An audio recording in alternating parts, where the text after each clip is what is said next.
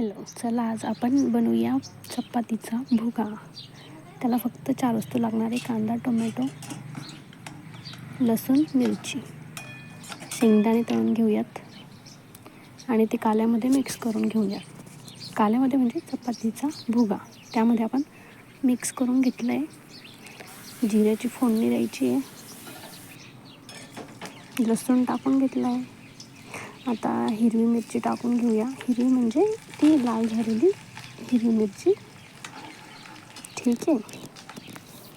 थोडंसं तळल्यानंतर म्हणजे फ्राय केल्यानंतर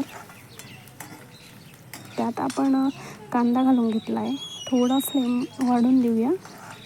ओके. हळद थोडीशी. त्यानंतर या कांद्यातच आपण थोडं मीठ घालून घेतलं आहे. कांदा लवकर परतून जातो त्याच्याने. ठीक आहे.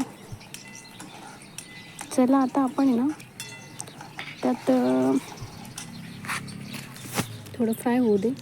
आता आपण काला ॲड केला आहे. त्यात चपातीचा जो भुगा करून घेतला आहे, चुरा करून घेतला आहे, तो घालून घेतला आहे आणि थोडी कोथिंबीर घातली वरनं. तर आपला भुगा रेडी आहे.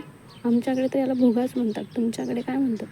कमेंट करून नक्की सांगा. आणि रेसिपी कशी वाटली तेही कमेंट करून सांगा. आणि छान वाटली असेल तर शेअर करा, सबस्क्राईब करा.